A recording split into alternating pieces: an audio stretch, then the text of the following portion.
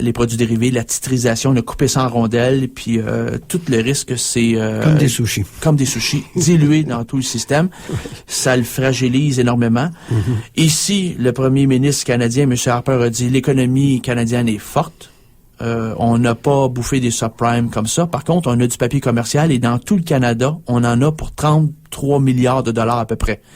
Mais on a une entité très grosse qui a été créée dans les années 64-65. Jacques Parizeau est un des pères fondateurs.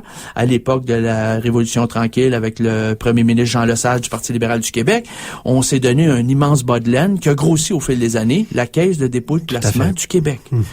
Et on a plusieurs cotisants là-dedans, des gros cotisants. On a peut-être une quinzaine, je dirais. Hein? Ouais.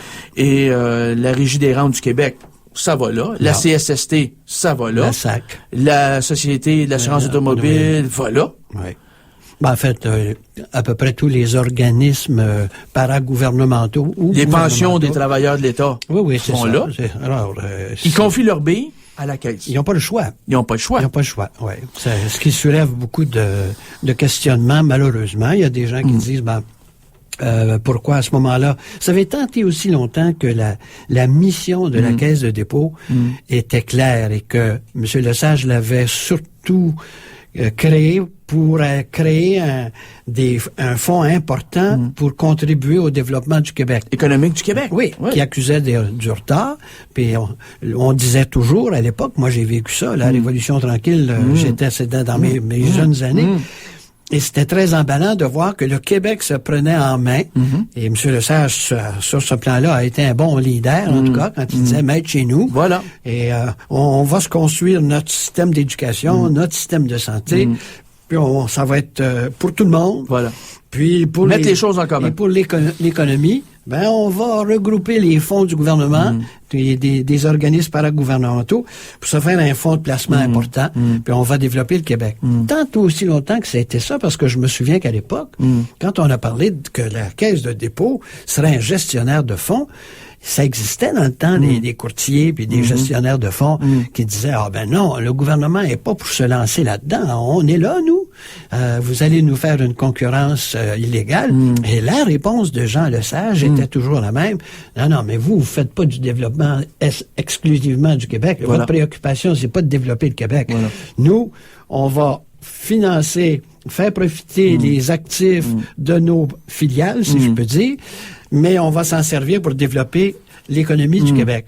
Ce qui veut dire que les billes des Québécoises et des Québécois doivent être investis ici, sur place. C'était le projet. C'était le projet initial. Arrive Bernard Landry dans les années 2000, premier ministre du Québec à la tête du PQ, et lui nomme Henri-Paul Rousseau en 2002. Oui, tout à fait. Qui arrivait de la Banque Laurentienne. Ouais. Un banquier. Oui, et je me souviens... Le connaissez-vous? Mais il a travaillé avec moi chez avec Desjardins. Vous, hein? Oui, quand Desjardins... On a acheté la Laurentienne. Dans la Laurentienne, il y avait la Banque Laurentienne. Et Henri-Paul Rousseau, lui, a pris la charge de la Banque Laurentienne. Voilà. Bon.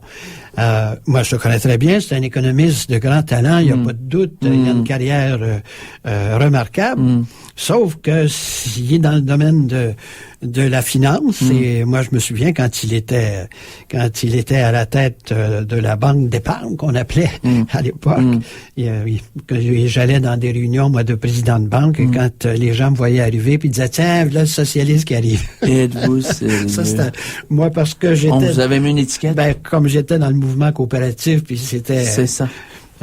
Un contrôle démocratique. Vous aviez moi, j'avais le chapeau. Mais il disait ça avec beaucoup d'humour, le grand sourire. Mais amical. Mais le message passait quand même. Oui. C'est ça. Alors, mais je me souviens que M. Rousseau, quand il est devenu à la Caisse de dépôt, a dit, il n'y a pas assez de projets intéressants au Québec pour qu'on puisse réussir à produire suffisamment de revenus. À faire fructifier, créer des dividendes.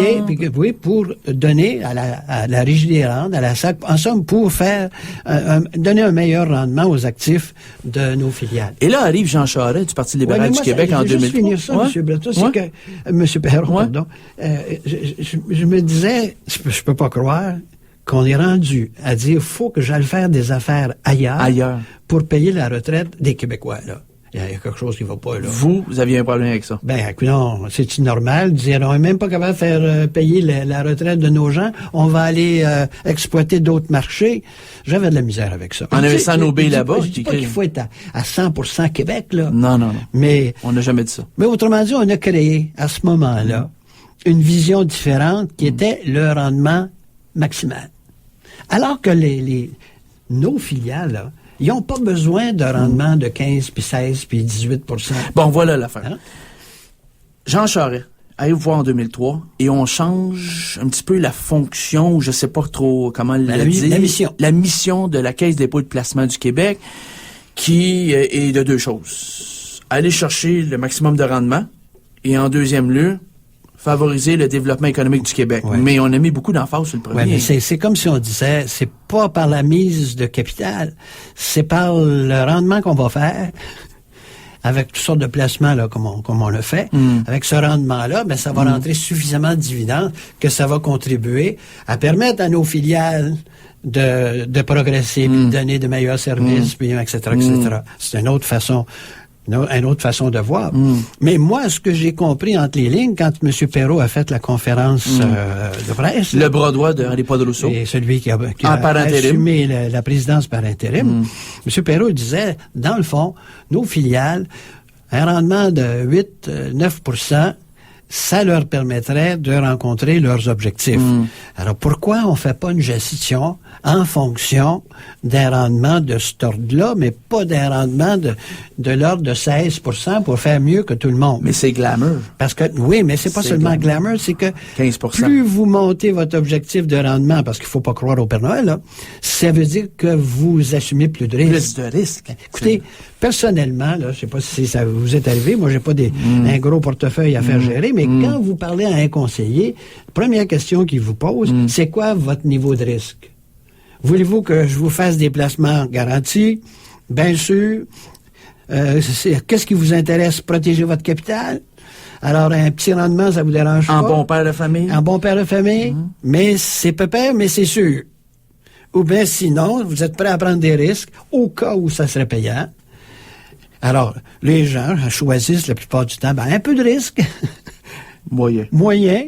Mais là, c'est pas ce que la Caisse a fait sur Henri Poderousseau. On a pris... Il semble pas, puisqu'on arrive avec... qu'on constate. On arrive avec un moins 25. Bon, là arrive justement cette prise de risque plus grande. On cherche des plus gros rendements et se présentent des papiers commerciaux adossés à des actifs non bancaires. Il y a du bancaire, vous l'avez expliqué tantôt, les banques s'occupaient de ça, mais il y a d'autres produits qui passent sous le radar, qui sont hors bilan, des papiers commerciaux adossés à des actifs non bancaires. Eux créent problème.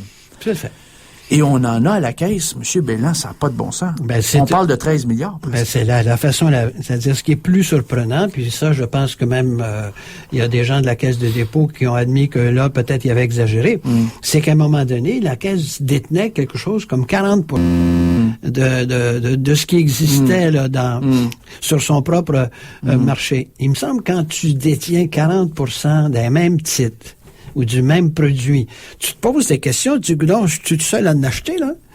Peut-être que je devrais me tranquilliser. Tu tiens pas à être le leader d'un titre qui te donne pas de droit de vote. C'est juste un titre de placement, ça. Tu tiens pas nécessairement. Tu essaies de diversifier ton portefeuille un peu plus. Minimalement. Minimalement. Sur ce point-là, on n'a jamais eu de réponse claire. Sauf de dire, peut-être qu'on n'a pas été prudent, peut-être qu'on n'a pas exagéré. On a trop pris.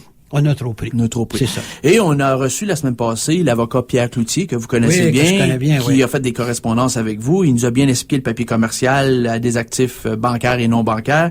Il nous expliquait que c'était coté par la Dominion Bond Rating Services à Toronto, une seule.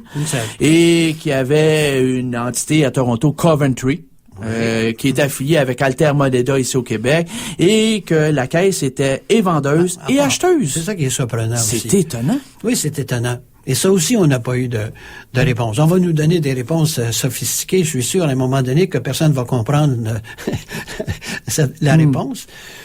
Mais il est clair que on était sur une bulle, là, on n'était pas dedans, on était dessus, puis on flottait en pensant, comme les Américains, que tout ça, là, les immeubles aux États-Unis, ça allait continuer à prendre de la valeur, puis que c'était pour... Hey, M. Belland, la pour Caisse Pop a s'enrichir. même pris 2 milliards de positions dans la